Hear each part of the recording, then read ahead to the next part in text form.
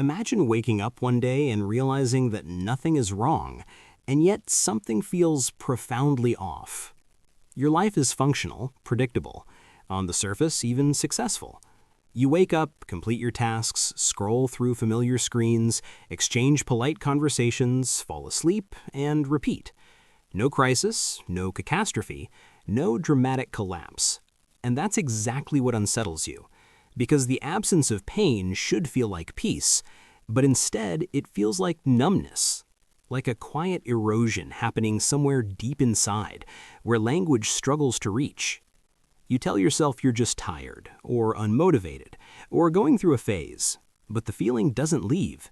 It lingers in the pauses between thoughts, in the moments when distraction fades and silence creeps in. It shows up late at night when your mind wanders without permission and asks questions you've learned to suppress. Why am I doing this? What is all of this actually for? If tomorrow disappeared, would anything truly be lost? Here's the paradox. You are more comfortable than most humans who have ever lived, yet you feel less alive. You have more options, more information, more freedom than any generation before you, and still something essential feels missing. Not happiness, not success, something deeper, something harder to name. A sense of meaning. Not the motivational kind, not the kind you post about, the kind that anchors you when everything else falls apart. And without it, even pleasure feels hollow. You chase goals, but the satisfaction fades faster each time. You seek entertainment, but boredom always returns, heavier, more suffocating. You pursue self-improvement, yet secretly wonder what you're improving for. It's as if life has become a series of tasks to complete rather than a story you believe in. Motion without direction, effort without significance. What if the exhaustion you feel isn't from doing too much, but from doing too much that doesn't matter to you? Society tells you the problem is productivity, or mindset, or discipline. It offers solutions that keep you busy but never fulfilled. It encourages optimization without asking optimization towards what? You were taught how to survive, how to compete, how to consume, but never how to live with purpose.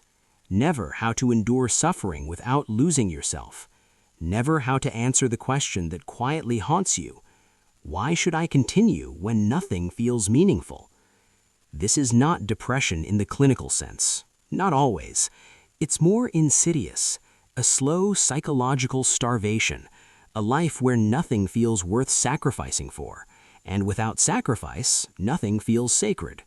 When meaning disappears, motivation doesn't just weaken, it collapses. Morality blurs, identity fractures. Even joy begins to feel suspicious, temporary, unearned. You may still laugh, still plan, still dream in a diluted way, but beneath it all, there's a creeping sense that you're playing a role you didn't choose, following a script you don't believe in. And the most disturbing part, you've become used to it. What happens to a mind that lives without meaning long enough? What happens when existence becomes a routine instead of a calling? When survival replaces purpose? When comfort replaces truth? Humans can endure extraordinary suffering when they believe it serves something greater.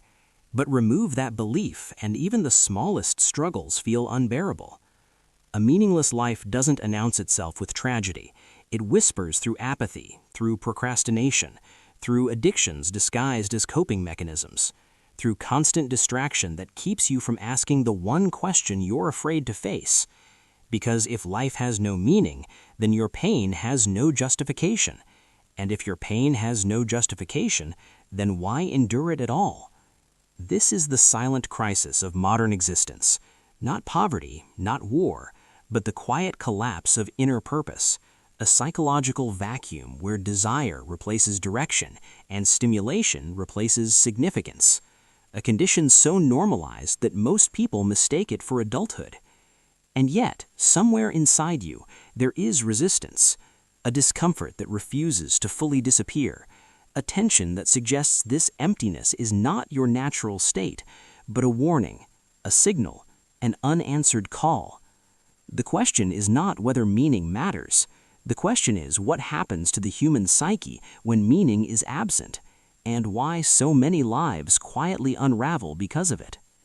That is where this journey must go next, into the roots of this hidden problem, into the forces, psychological, philosophical, societal, that slowly strip meaning away while convincing you nothing is wrong.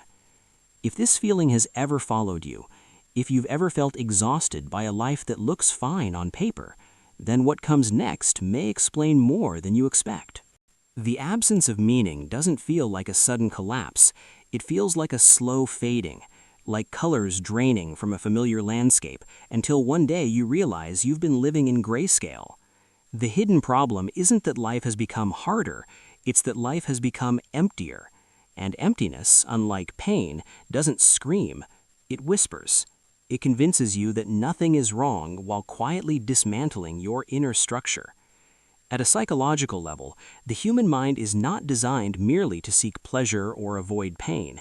It is designed to orient itself towards something, toward a goal, a value, a reason to endure.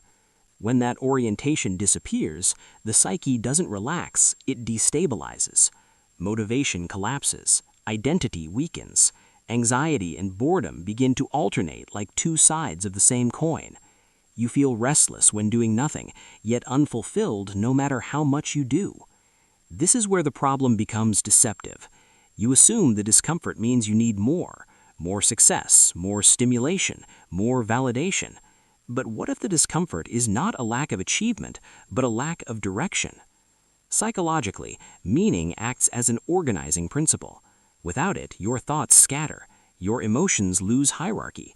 Everything feels equally urgent and equally pointless at the same time.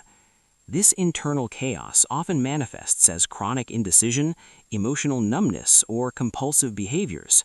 Not because you are weak, but because your mind is starving for something it was built to need.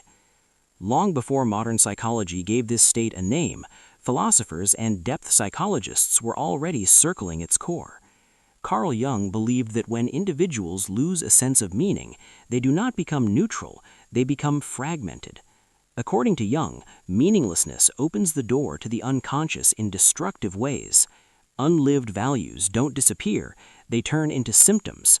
Anxiety, depression, obsession, and addiction become distorted attempts by the psyche to feel something, to reclaim intensity in a life that no longer feels significant. In other words, when meaning collapses, the shadow grows. But Jung wasn't alone in this diagnosis. Friedrich Nietzsche saw this crisis long before it became mainstream. He warned of a future where traditional sources of meaning, religion, shared values, collective myths, would erode faster than individuals could replace them. The result? Nihilism. Not the dramatic kind that declares nothing matters, but the passive kind that lives as if nothing truly does. A life of habits instead of convictions, comfort instead of purpose. Nietzsche understood something unsettling. Humans can survive almost any hardship, but not the belief that their suffering is pointless. When values collapse and nothing takes their place, the will itself begins to decay. People don't rebel, they numb themselves. They settle into routines that keep them alive but not awake. Modern society unintentionally accelerates this condition. It offers endless choices but very few reasons. It promotes freedom while quietly removing responsibility. You are told you can be anything, but never why you should be anything at all. Meaning becomes optional, subjective, negotiable. And when meaning becomes optional, it becomes fragile. This is where philosophy intersects painfully with modern life. Jean-Paul Sartre argued that humans are condemned to freedom, that we must create meaning in a universe that offers none by default. But what sounds empowering in theory becomes paralyzing in practice. If everything is your responsibility, then every failure feels like a personal indictment. And when you lack the inner tools to construct meaning, freedom becomes a burden rather than a gift.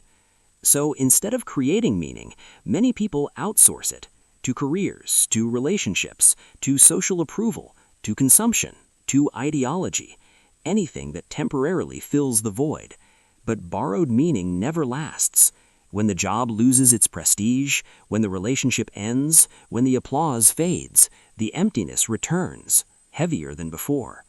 Some thinkers traced this problem even deeper. Arthur Schopenhauer believed human suffering was rooted in endless desire without fulfillment. But even he recognized that distraction without purpose leads not to peace, but to despair. When desire fades and nothing replaces it, boredom becomes existential. And boredom, in its deepest form, is not the absence of activity, it is the absence of meaning. Perhaps the most haunting insight came from Viktor Frankl, who observed human behavior under the most extreme conditions imaginable. He noticed that those who lost a sense of meaning, no matter how physically strong, were the first to psychologically collapse. Meaning, he realized, was not a luxury, it was a necessity, a survival mechanism of the soul.